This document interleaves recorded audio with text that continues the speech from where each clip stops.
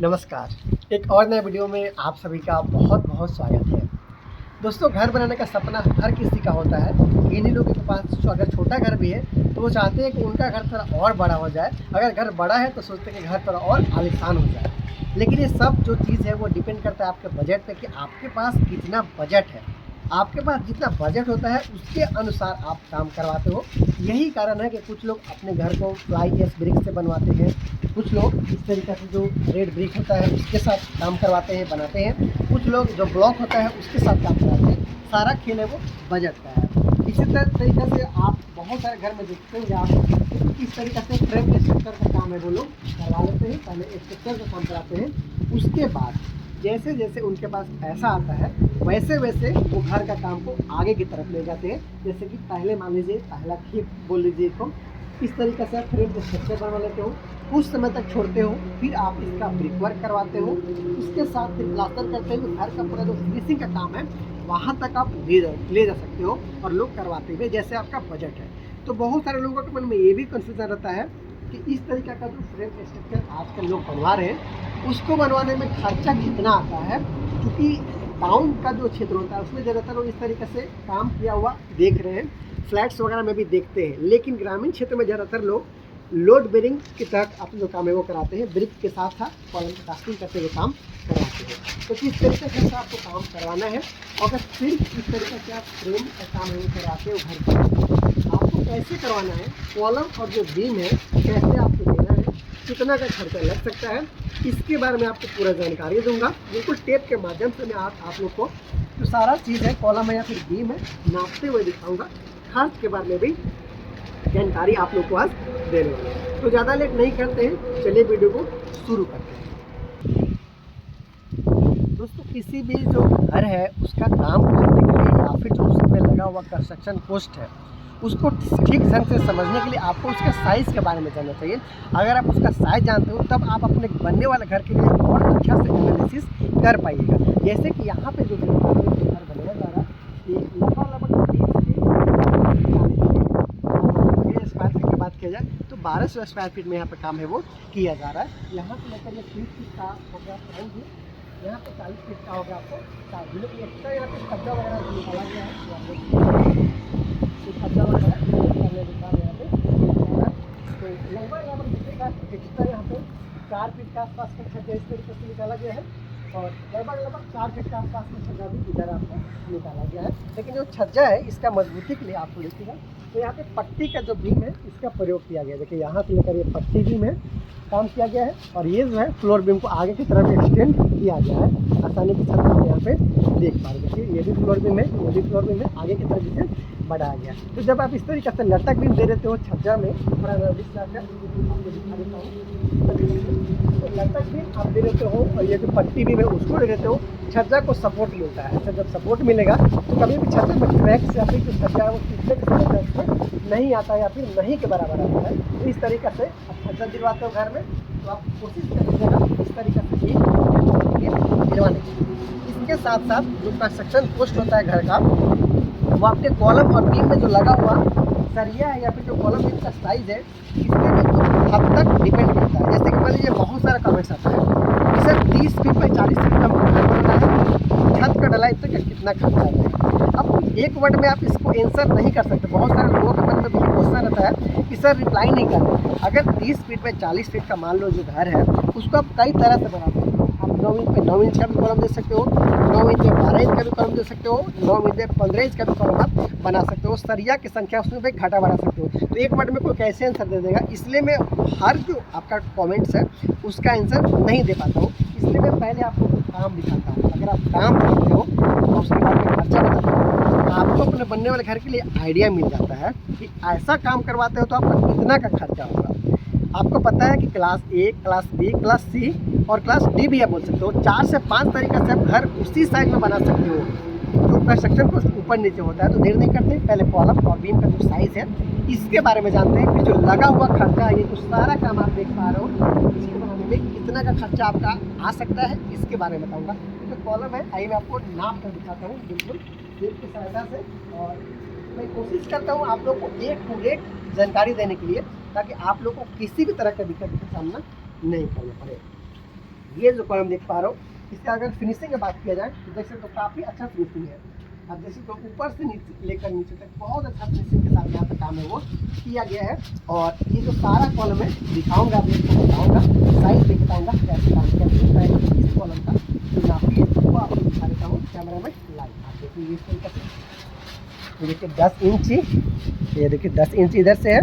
और अगर इधर से मैं आपको नाप कर दिखा दूँ तो ये 15 इंची है, देख सकते हो 10 इंची बाई 15 इंची का साइज़ का ये कॉलम है। आसानी के साथ आप देख सकते हो। इसमें टोटल 6 सरिया का प्रयोग किया गया है। सरिया को आपको छत के ऊपर लेकर चलूँगा, दिखाऊंगा कि छत का ढलाई में कैसे सरिया लगाया गया है और कॉलम में किस तरीके से सरिया का इस्तेमाल किया गया है।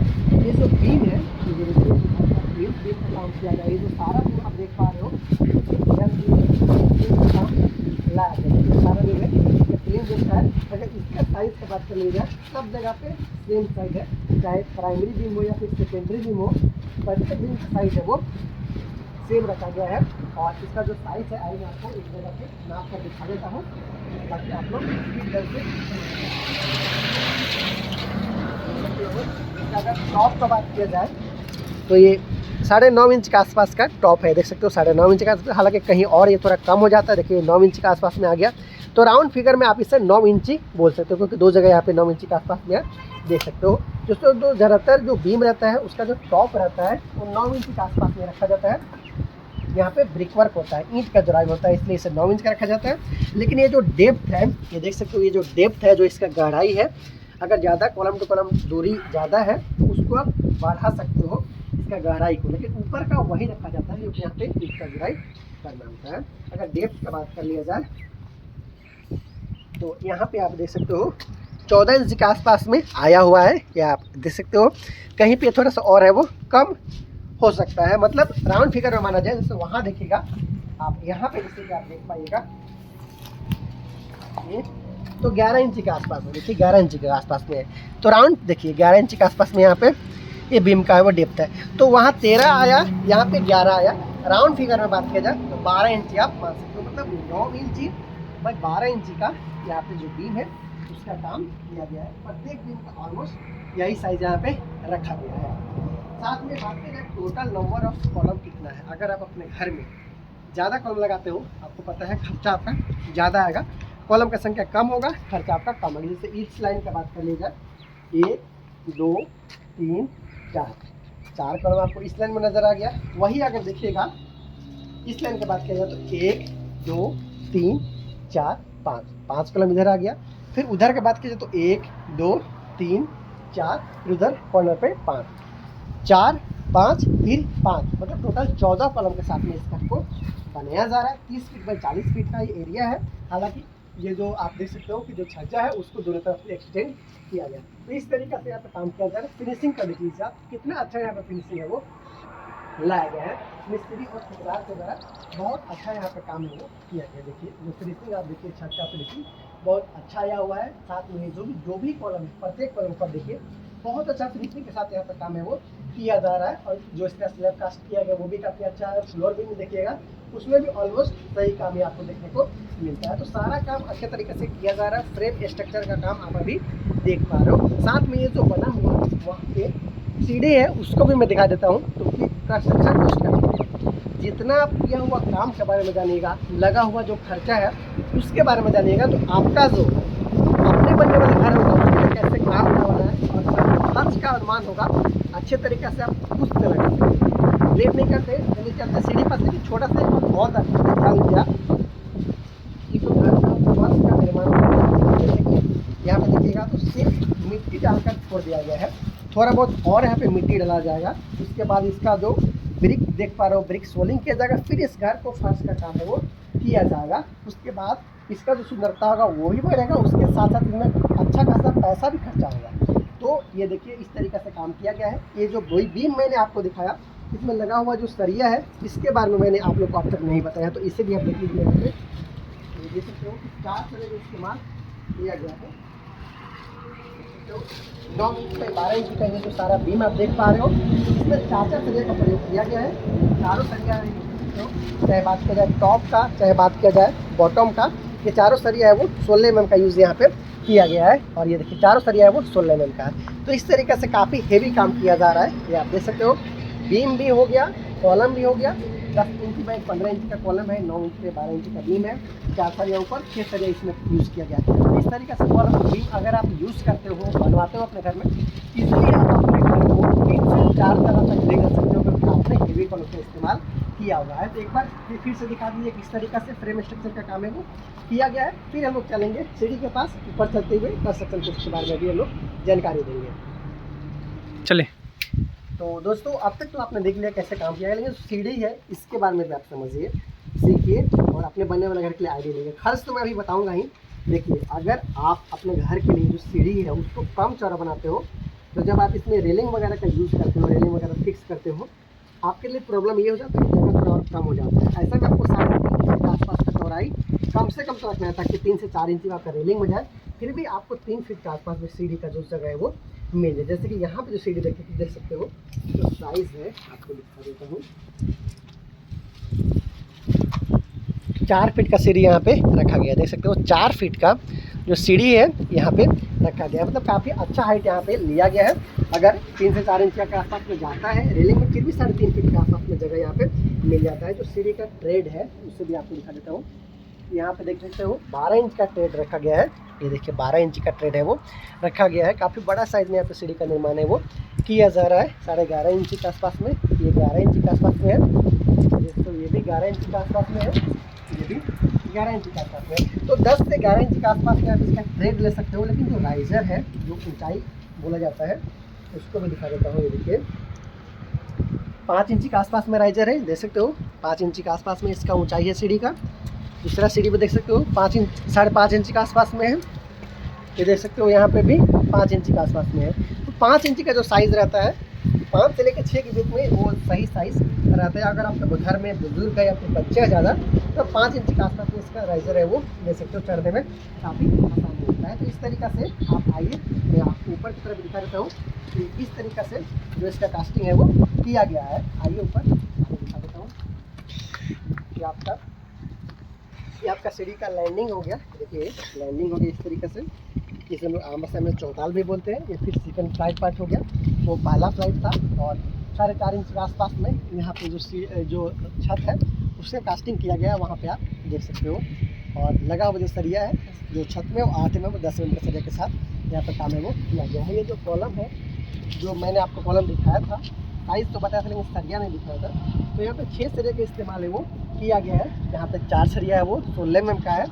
1 2 3 और 4 ये मेन बार हो गया 16 mm का। ये जो सपोर्टिंग बार है बीच में, ये 12 mm के साथ यहाँ पे रखा गया है। देखिए सपोर्टिंग बार 12 mm, मेन बार है 16 mm के साथ यहाँ पे लगाया गया है। ये जो है रिंग है, ये रिंग है 8 mm का रिंग का इस्तेमाल यहाँ पे किया जा रहा है। यही जो कहानी है घर का प्रत्येक कॉलम में है। यहाँ पे जस्ट बगल में भी कॉलम लगा हुआ है, देख सकते हो। ये जो चारों सरिया है वो 16 mm का है। 2 सरिया है वो 12 mm के साथ यहाँ पे काम किया गया है। 8 mm का रिंग का यहाँ पे उपयोग है वो किया गया है। तो यही कहानी ऑलमोस्ट इस घर का प्रत्येक कॉलम का है। बीम का सरिया मैंने आप लोग को दिखा दिया। तो इस तरीके से ये जो बना हुआ घर है आप देख पा रहे हो। फ्रेम स्ट्रक्चर का काम यहाँ पे किया जा रहा है। आप देख सकते हो काम मैंने आप लोग को ऑलमोस्ट जो पूरा काम है वो आप लोग को मैंने दिखाने का कोशिश किया और ठीक जगह पे मैंने दिखा भी दिया। अब बात किया जाए कि अगर आप अपने घर के लिए इस तरीके से फ्रेम स्ट्रक्चर का काम करवाना चाहते हो, आपका कितना का खर्चा आ सकता है सिर्फ फ्रेम स्ट्रक्चर में। ये जो 30 फीट बाई 40 फीट का आसपास का साइज़ का 1-2 फीट इधर उधर हो सकता है। खर्च और अमूमन उतना ही होता है, थोड़ा बहुत का ऊपर नीचे आपका आता है, क्योंकि कॉलम की संख्या वही रहेगा। 1-2 फीट में आपका कॉलम बढ़ने वाला घटने वाला नहीं है। तो इस तरीके से अगर आप 14 कॉलम के साथ इस तरीके से फ्रेम स्ट्रक्चर का जो काम है वो करवाना चाहते हो, कितना का खर्चा आएगा उसके साथ एक बात बहुत जान लीजिए कि 1200 स्क्वायर फीट में अगर आप घर बनाते हो, इसलिए आपको 4 बेडरूम के साथ हॉल, उसके साथ dining area, kitchen, toilet bathroom के साथ सीढ़ी और पूजा रूम भी आपका इजीली निकल सकता है। खर्चा का बात किया जाए तो ये जो आप फ्रेम स्ट्रक्चर का काम देख पा रहे हो, लगभग 7.5 लाख के आसपास में खर्चा यहाँ पे आ चुका है। काम आपके सामने है, पूरा मैंने आप लोग को दिखा दिया है। स्टेप वाइज छत के बारे में बताया, नीचे का ग्राउंड किस तरीके से बनाया गया उसके बारे में बताया, कॉलम बीम से लेकर हर एक चीज़ का जानकारी मैंने आपको दिया। हालांकि 7.5 लाख में घर कंप्लीट होने वाला नहीं है। इसके बाद आपको इसको ब्रिक वर्क करना होगा, ईंट का जुराई करना होगा, बाहर से भी अंदर से भी। उसके बाद फिर आपको चौखट पल्ला वगैरह फिक्सिंग करना होगा, प्लास्टर करना होगा, पेंटिंग करना होगा। उसके साथ साथ और भी बहुत सारा फर्नीचर वर्क आपको करवाना होगा, प्लम्बिंग वर्क होगा, वायरिंग होगा। उसमें सारा पैसा आपका और भी बहुत ज़्यादा पैसा वो लगने वाला है। लेकिन अब तक का जो खर्चा है लेबर कॉस्ट के साथ साथ मटेरियल कॉस्ट को इंक्लूड करते हुए वो 7.5 लाख के आसपास में है। इस तरीके से सिर्फ फ्रेम बनाना चाहते हो तो 7 से 8 लाख के आसपास का एस्टिमेशन आपको रखना चाहिए। ऐसे ही बहुत सारा बनता हुआ घर का अगर आप वीडियो देखना चाहते हो, अगर ये हाउस ब्लॉगिंग आपको पसंद आ रहा है वीडियो को लाइक कीजिए। लोग बहुत तरह का ब्लॉगिंग करते हैं, मैं आप लोग के लिए हाउस ब्लॉगिंग शुरू किया हूँ ताकि आप लोग को अपने बनने वाले घर में किसी तरीके का दिक्कत का सामना नहीं करना पड़े। कंस्ट्रक्शन कॉस्ट के साथ मैं आप लोग को पूरा जानकारी देने का कोशिश करता हूँ। तो ऐसे ही बहुत सारा घर और डिज़ाइन के लिए चैनल को सब्सक्राइब आप ज़रूर कर लीजिएगा। जब घर कंप्लीट होगा फिर से वीडियो लेकर हाजिर हो जाऊँगा। बहुत जल्द मिलते हैं अगले वीडियो में, तब तक के लिए दीजिए इजाज़त, नमस्कार।